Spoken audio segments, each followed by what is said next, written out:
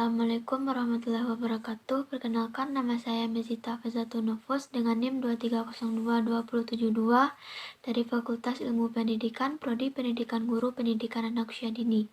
Baik, pada kesempatan kali ini saya akan menjelaskan materi yang sudah dijelaskan oleh Bapak di video, yaitu mengenai proses dan teknik supervisi pendidikan.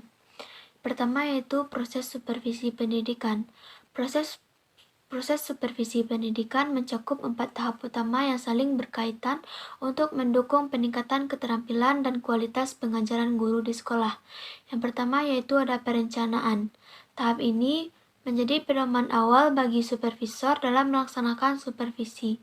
Semua kegiatan harus dirancang secara sistematis, termasuk yang pertama yaitu menentukan tujuan supervisi, menyusun metode dan teknik supervisi yang sesuai, memilih siapa yang akan dilibatkan dalam supervisi, menentukan waktu pelaksanaan dan alat yang diperlukan.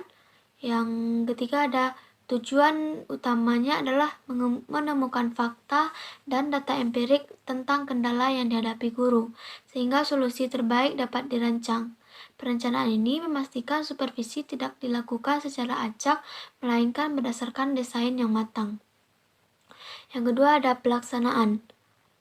Pelaksanaan supervisi dilakukan berdasarkan rencana yang telah disusun sebelumnya. Langkah-langkah utama dalam pelaksanaan adalah yang pertama pengumpulan data. Data empirik dikumpulkan melalui observasi, wawancara, atau laporan untuk memahami masalah nyata di kelas. Yang kedua ada penilaian data.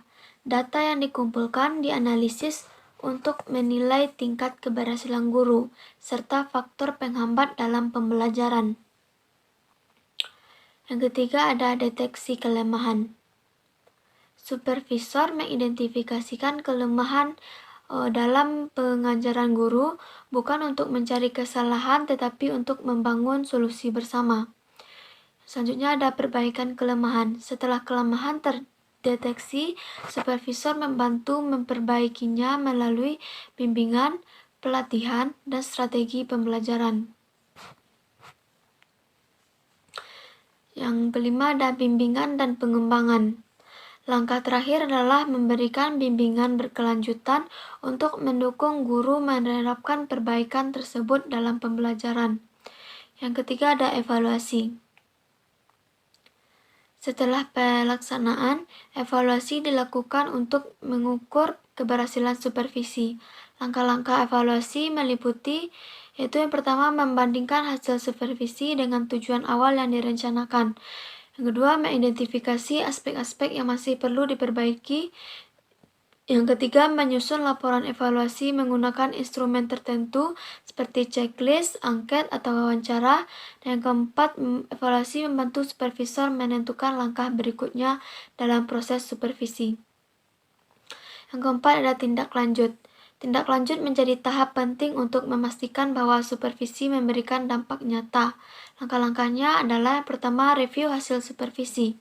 Meninjau ulang hasil supervisi untuk menemukan masalah yang belum terselesaikan. Yang kedua ada menyusun rencana aksi baru, membuat rencana supervisi berikutnya berdasarkan evaluasi. Selanjutnya implementasi berkelanjutan, melanjutkan supervisi hingga terjadi perubahan signifikan pada kualitas pengajaran guru. Proses supervisi bersifat siklis dan berkelanjutan sehingga setiap langkah saling mendukung untuk mencapai perbaikan yang optimal. Selanjutnya ada teknik supervisi pendidikan. Teknik supervisi dibedakan menjadi 4 kategori utama berdasarkan pendekatan yang digunakan. Yang pertama yaitu ada teknik individual. Teknik ini ditujukan untuk menangani masalah spesifik yang dihadapi oleh guru secara personal. Beberapa bentuk teknik individual adalah yang pertama ada kunjungan kelas atau classroom visitation. Supervisor mengamati langsung proses pembelajaran di kelas untuk menemukan dan memecahkan kesulitan yang dihadapi guru.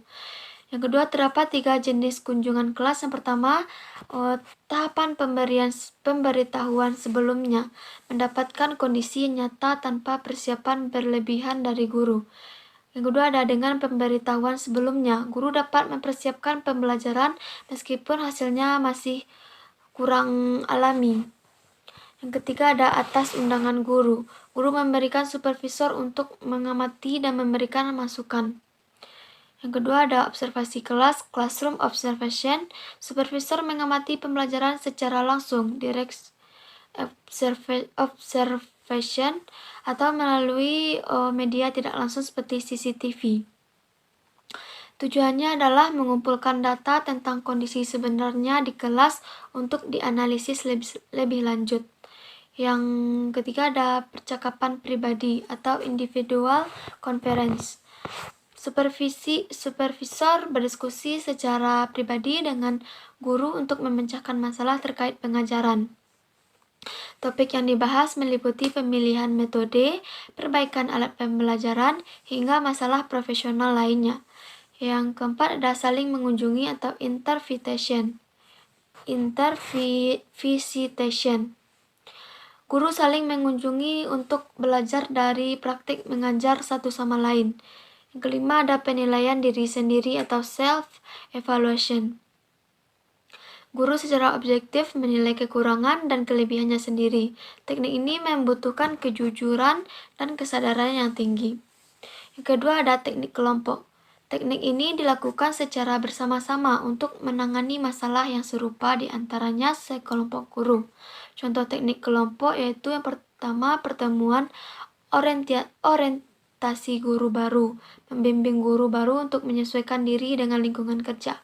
Yang kedua, rapat guru, membahas masalah bersama untuk mencari solusi kolektif. Yang ketiga, ada studi kelompok antar guru, guru di bidang studi yang sama berdiskusi untuk meningkatkan metode pengajaran. Yang keempat, ada seminar atau diskusi panel, yaitu tukar-menukar pengalaman antara guru untuk saling belajar dan melengkapi. Yang kelima ada demonstrasi pengajaran. Guru yang berpengalaman menunjukkan metode mengajar kepada rekan lainnya. Yang ketiga ada teknik langsung. Supervisor memberikan bimbingan secara langsung melalui komunikasi terbuka. Teknik ini memerlukan kepercayaan antar guru dan supervisor untuk memastikan keterbukaan dalam proses pembinaan. Yang keempat ada teknik tidak langsung. Supervisor membantu guru secara tidak langsung melalui percakapan informal atau pengamatan personal. Pendekatan ini lebih fleksibel dan sering terjadi tanpa disadari oleh guru.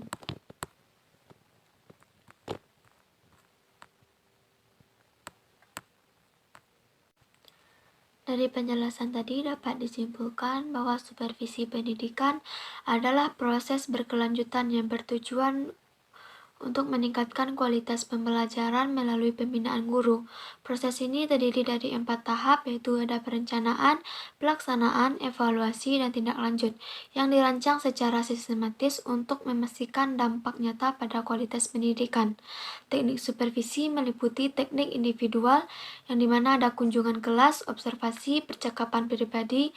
Yang kedua ada teknik kelompok, seperti rapat guru, studi kelompok, seminar, serta teknik langsung dan tidak langsung.